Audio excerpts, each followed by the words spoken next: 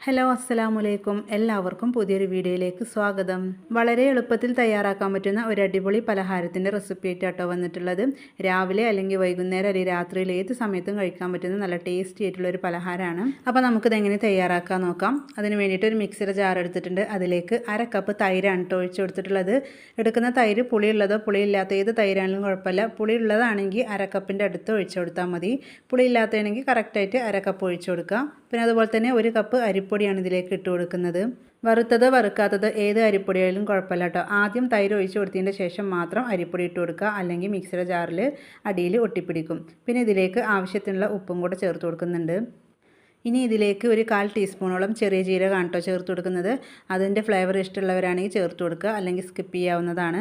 ചെറിയ ജീരകം ചേർത്ത് കൊടുത്താലാണ് നല്ല നാടൻ ടേസ്റ്റ് കിട്ടുന്നത്. ഇനി ഇതിലേക്ക് 1/2 കപ്പ് ചോറും കൂടെ ചേർത്ത് കൊടുക്കുന്നുണ്ട്. ഏത് അരിയുടെ ചോറാണെങ്കിലും കുഴപ്പമില്ല. വെള്ളരിയുടെ ചോറ് എടുക്കുകയാണെങ്കിൽ പലഹാരത്തിന് നല്ലൊരു കളറ് കിട്ടും. ഇത് നല്ല സോഫ്റ്റായിട്ട് കിട്ടാൻ വേണ്ടിയിട്ട് ഒരു 1/4 ടീസ്പൂണിൻ്റെ അടുത്ത് തന്നെ ബേക്കിംഗ് സോഡ ചേർത്ത് കൊടുക്കുന്നുണ്ട്. പിന്നെ അതുപോലെ തന്നെ 1 ടേബിൾ സ്പൂണോളം ഓയിലാണ് കേട്ടോ ചേർത്ത് കൊടുക്കുന്നത്. ഈ ഓയിൽ വേണമെങ്കിൽ നിങ്ങൾക്ക് ഒഴിവാക്കാവുന്നതാണ്. ഓയിൽ ചേർത്ത് കൊടുത്തിട്ടുണ്ടെങ്കിൽ നല്ല ഫ്ലഫി ആയിട്ട് നമുക്ക് നമ്മുടെ ഈ ഒരു പലഹാരം കിട്ടും. 1 കപ്പ് അരിപ്പൊടിക്ക് 1 ടേബിൾ സ്പൂണോളം മാത്രം ഓയിൽ ഒഴിച്ച് കൊടുത്താൽ മതി കേട്ടോ. ഇനി ഇതിലേക്ക് 1/2 കപ്പ് വെള്ളമാണ് കേട്ടോ ചേർത്ത് കൊടുക്കേണ്ടത്. ഒരുപാട് വെള്ളം ഒഴിച്ചിട്ട് അരച്ചെടുക്കരുതേ, അപ്പോൾ ഈ ഒരു ചോറൊന്നും അരഞ്ഞ് കിട്ടൂല കേട്ടോ. അപ്പോൾ കുറച്ച് വെള്ളം ഒഴിച്ചിട്ട് അരച്ചെടുക്കുക. എന്നിട്ട് വേണമെന്നുണ്ടെങ്കിൽ പിന്നീട് ഒഴിച്ചു കൊടുത്താൽ മതി. അപ്പോൾ അത് നല്ലപോലെ അരച്ചെടുത്തിട്ടുണ്ട്. 1/2 കപ്പ് വെള്ളം ഒഴിച്ചിട്ടാണ് അരച്ചെടുത്തതെങ്കിലും അത്യാവശ്യം തിക്കായിട്ടായിരുന്നു. അപ്പോൾ ഞാൻ 1/2 കപ്പ് വെള്ളം കൂടി ഒഴിച്ചു കൊടുത്തിട്ടാണ് ഇതുപോലെ ആക്കിയെടുത്തിട്ടുള്ളത്. ദോശമാവിൻ്റെയൊക്കെ ആ ഒരു പരുവത്തിലാണ് ഇത് കിട്ടേണ്ടത്. ഇനി നമുക്കിതിവിടെ മാറ്റി വെക്കാം. ഇത് ഉണ്ടാക്കിയെടുക്കേണ്ട ആ ഒരു പാത്രം ഒന്ന് സെറ്റ് ചെയ്ത് വെക്കാം. ഞാനിവിടെ ഇതുപോലെ ഒരു കേക്ക് ടിന്നാണ് കേട്ടോ എടുത്തിട്ടുള്ളത്. അപ്പോൾ നിങ്ങളുടെ കയ്യിൽ സ്റ്റീലിൻ്റെ പാത്രം ഉണ്ടെങ്കിൽ അതാണെങ്കിലും കുഴപ്പമില്ല. അതിലേക്ക് 1 ടീസ്പൂണോളം ഓയിൽ ഒഴിച്ച് കൊടുത്തിട്ടുണ്ട്. നല്ലപോലെ എല്ലാ വശത്തും ഒന്ന് സ്പ്രെഡ് ചെയ്തെടുക്കുക. ഇങ്ങനെ ആകുമ്പോൾ നമുക്ക് പലഹാരം ഇതിൽ നിന്ന് പെട്ടെന്ന് തന്നെ വിട്ട് കിട്ടും. 8 ഇഞ്ചിൻ്റെ വലുപ്പമുള്ള ഒരു പാത്രമാണ് ഞാൻ എടുത്തിട്ടുള്ളത്. അപ്പോൾ അതുകൊണ്ട് തന്നെ 1 കപ്പ് അരിപ്പൊടി വെച്ചിട്ട് നമ്മൾ ചെയ്തെടുത്തിട്ടുണ്ടെങ്കിൽ ഇതിലേക്ക് കറക്റ്റ് ആയിരിക്കും. നിങ്ങൾ ചെറിയ പാത്രം എടുക്കുന്ന വെച്ചെങ്കിൽ 2 പ്രാവശ്യം ഉണ്ടാക്കിയെടുക്കാനുണ്ടാവും. അപ്പോൾ ഓയിലൊക്കെ സ്പ്രെഡ് ചെയ്ത് കൊടുത്തിട്ടുണ്ട്. ഇനി ഇതിലേക്ക് ആ ഒരു മാവ് ഒഴിച്ചു കൊടുക്കാം. ഇപ്പോൾ മുഴുവനായിട്ട് മാവ് ഞാനിവിടെ ഒഴിച്ചു കൊടുത്തിട്ടുണ്ട് കേട്ടോ. ഇനി ഇതിൻ്റെ മുകളിൽ നമുക്ക് കുറച്ച് ചില്ലി ഫ്ലേക്സ് ആണ് ഇട്ട് കൊടുക്കേണ്ടത്. അപ്പോൾ ഇത് നിർബന്ധമല്ല, കാണാനൊരു ഭംഗിക്ക് വേണ്ടിയിട്ടാണ് കേട്ടോ ഞാൻ ഇട്ട് കൊടുക്കുന്നത്. ഇതിന് പകരം നിങ്ങൾക്ക് മല്ലിയില വേണമെങ്കിലും ഇട്ട് കൊടുക്കാം കേട്ടോ. അപ്പോൾ ചില്ലി ഫ്ലേക്സ് ഒക്കെ ഇട്ട് കൊടുക്കൽ കഴിഞ്ഞിട്ടുണ്ട്. ഇനി നമുക്കിത് ആവിയിലാണ് കേട്ടോ വേവിച്ചെടുക്കേണ്ടത്. അപ്പോൾ ഇതുപോലെ ഒരു പാത്രത്തിൽ കുറച്ച് വെള്ളം ഒഴിച്ചിട്ടുണ്ട്. അതിൽ റിങ് ഇറക്കി വെച്ചിട്ടുണ്ട്. അതിൻ്റെ മുകളിലേക്ക് വേണം ഇത് വെച്ച് കൊടുക്കാൻ. ഇനി ഇത് മൂടി വെച്ചിട്ട് ഹൈ ഫ്ലെയിമിൽ 5 മിനിറ്റോളം തന്നെ വെക്കണം കേട്ടോ. എന്നാലേ വെള്ളം നല്ലപോലെ ഒന്ന് തിളച്ച് വരുള്ളൂ. തിളച്ച് വന്നതിൻ്റെ ശേഷം നമുക്ക് മീഡിയം ടു ലോ ഫ്ലെയിമിലേക്ക് ഇട്ട് കൊടുക്കാം. അടച്ച് വെക്കുന്ന സമയത്ത് ഈ ഒരു അടപ്പിന് ഹോളുള്ളതാണെങ്കിൽ അതൊരു കടലാസ് വെച്ചിട്ടൊന്ന് അടച്ചു കൊടുക്കാം കേട്ടോ. അപ്പോൾ മുകൾ വശം ഒരേ രീതിയിൽ തന്നെ നമുക്ക് കുക്കായിട്ട് കിട്ടും. ഏകദേശം ഒരു 20 മിനിറ്റോളം തന്നെ ഇത് കുക്ക് ചെയ്തെടുക്കണം കേട്ടോ. അപ്പോൾ അതാ പലഹാരം ഇവിടെ റെഡി ആയിട്ടുണ്ട്. നല്ലപോലെ കുക്കായി വന്നിട്ടുണ്ട് കേട്ടോ.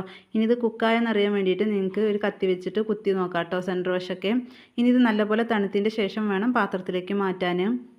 അപ്പോൾ അത് ഞാനൊരു പാത്രത്തിലേക്ക് മാറ്റിയിട്ടുണ്ട്. നല്ല തണുക്കണതിൻ്റെ മുന്നേ തന്നെ ഞാൻ മാറ്റിയിട്ടുണ്ടായിരുന്നു കേട്ടോ. ഒന്നും കൂടെ തണുത്തതിന് ശേഷം മാറ്റുകയാണെങ്കിൽ നല്ല പെർഫെക്റ്റായിട്ട് നമുക്ക് കിട്ടിയതും. എന്നാലും കറക്റ്റായിട്ട് തന്നെ നമുക്ക് ആ ഒരു പാത്രത്തിൽ നിന്ന് മാറ്റാൻ പറ്റിയിട്ടുണ്ട്. ഇനി ഒരു കത്തി വെച്ചിട്ട് ഇതുപോലെ ഒന്ന് കട്ട് ചെയ്തെടുക്കാം കേട്ടോ. ഞാനിവിടെ 4 പീസാക്കിയിട്ടാണ് എടുക്കുന്നത്. അപ്പോൾ കൂടുതൽ ആളുകളൊക്കെ ഉണ്ടെങ്കിൽ 6 8 പീസൊക്കെ ആക്കിയെടുക്കാം. കട്ട് ചെയ്ത പീസ് നമുക്കൊന്ന് ഫ്രൈ ചെയ്തെടുക്കണം.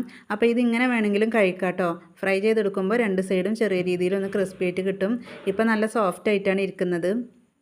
ഇത് ഫ്രൈ ചെയ്തെടുക്കാൻ ഒരുപാട് ഓയിലിൻ്റെ ആവശ്യമൊന്നുമില്ല കേട്ടോ. 1 2 ടേബിൾ സ്പൂൺ ഓയിൽ ഒഴിച്ച് കൊടുക്കുക. നല്ലപോലെ ചൂടായതിൻ്റെ ശേഷം അതിൽ നിന്ന് ഒരു പീസ് എടുത്തിട്ട് വെച്ച് കൊടുക്കുക കേട്ടോ. ചെറിയ പാൻ ആയതുകൊണ്ട് തന്നെ ഓരോ പീസ് വെച്ചിട്ടാണ് ഞാനിവിടെ ഫ്രൈ ചെയ്തെടുക്കുന്നത്. മീഡിയം ഫ്ലെയിമിലിട്ടിട്ട് ഏകദേശം 1 മിനിറ്റ് മാത്രം ഫ്രൈ ചെയ്തെടുത്താൽ മതി കേട്ടോ. ആ ഒരു സമയം കൊണ്ട് തന്നെ ഒരു വശം നല്ലപോലെ ആയി കിട്ടും. ഒരുപാട് കളർ മാറി കിട്ടേണ്ട ആവശ്യമൊന്നുമില്ല കേട്ടോ. ഒരു ബ്രൗൺ കളർ ഇങ്ങനെ ആയി തുടങ്ങുമ്പോഴത്തേക്കും നമുക്ക് തിരിച്ചിട്ട് കൊടുക്കാം. ഇപ്പോൾ അത് കണ്ടോ 1 മിനിറ്റ് ആയിട്ടുണ്ട് കേട്ടോ ഞാൻ ഇട്ട് കൊടുത്തിട്ട്. ഇപ്പോൾ അത് തിരിച്ചിട്ട് കൊടുക്കാം. അപ്പോൾ ഇതുപോലെ വേണം നമുക്ക് കിട്ടാൻ. ചെറിയ രീതിയിലൊന്ന് ക്രിസ്പി ആയിട്ടുണ്ടാവും കേട്ടോ ഇത്. ഇനി ആ ഒരു വശം ഇതേപോലെ തന്നെ നമുക്ക് ആക്കിയെടുക്കാം. ഇനി ആ ഒരു വശം ഏകദേശം 1 മിനിറ്റോളം വെച്ചാൽ മതി കേട്ടോ. അപ്പോഴേക്കും ആയി കിട്ടും. അപ്പോൾ അത് 2 സൈഡും നല്ലപോലെ കളറൊക്കെ മാറിയിട്ട് നല്ല ക്രിസ്പി ആയിട്ട് കിട്ടിയിട്ടുണ്ട്. നമ്മൾ ഏകദേശം 2 ടേബിൾ സ്പൂണോളം ഓയിൽ ഒഴിച്ച് കൊടുത്തിട്ടുണ്ടായിരുന്നു. അത് ഈ ഒരു 4 പീസ് ഇട്ടിട്ട് നമുക്ക് ഫ്രൈ ചെയ്തെടുക്കാം കേട്ടോ. ഓയിലൊന്നും ഇതിൽ കൂടുതലായിട്ട് പറ്റി പിടിക്കൊന്നുമില്ല. അടുത്തത് നമുക്ക് ഇതുപോലെ തന്നെ ഫ്രൈ ചെയ്തെടുക്കാം. അപ്പോൾ ഞാനിവിടെ 4 പീസും ഫ്രൈ ചെയ്തെടുത്തിട്ടുണ്ട് കേട്ടോ. ഇതേ രീതിയിൽ നമ്മൾ ചെയ്തെടുത്തിട്ടുണ്ടെങ്കിൽ ഇതിന് കറീൻ്റെ ആവശ്യമൊന്നുമില്ല. അപ്പോൾ നിങ്ങൾക്ക് ഫ്രൈ ചെയ്യാതെയാണ് കഴിക്കാൻ വേണ്ടിയിട്ട് ഇഷ്ടമെങ്കിൽ അപ്പോൾ കറിയൊക്കെ ഒഴിച്ചിട്ട് കഴിക്കാം. അപ്പോൾ നിങ്ങൾക്ക് കാണുമ്പോൾ തന്നെ അറിയാം നല്ല സോഫ്റ്റാണ്, അതുപോലെ തന്നെ പുറം വശമൊക്കെ നല്ല ക്രിസ്പിയാണ്. രാവിലെ ബ്രേക്ക്ഫാസ്റ്റിനോ അല്ലെങ്കിൽ ഈവനിങ്ങിനോ അല്ലെങ്കിൽ ഡിന്നറിനോ ഏത് സമയത്ത് വേണമെങ്കിലും കഴിക്കാൻ പറ്റിയ നല്ല ടേസ്റ്റി ആയിട്ടുള്ള ഒരു പലഹാരമാണ്. അപ്പോൾ ഇതുപോലെ തയ്യാറാക്കിയിട്ടില്ലെങ്കിൽ തീർച്ചയായും ഒരു തവണ നിങ്ങൾ തയ്യാറാക്കി നോക്കുക കേട്ടോ. അപ്പോൾ ഇത്രയേ ഉള്ളൂ നമ്മുടെ ഇന്നത്തെ ഒരു വീഡിയോ ഇഷ്ടപ്പെട്ടാൽ ഒന്ന് ലൈക്ക് ചെയ്യുക, അതുപോലെ തന്നെ നിങ്ങളുടെ അഭിപ്രായങ്ങൾ അറിയിക്കുക, ഫ്രണ്ട്സിനും ഫാമിലിക്കും ഷെയർ ചെയ്ത് സപ്പോർട്ട് ചെയ്യുക.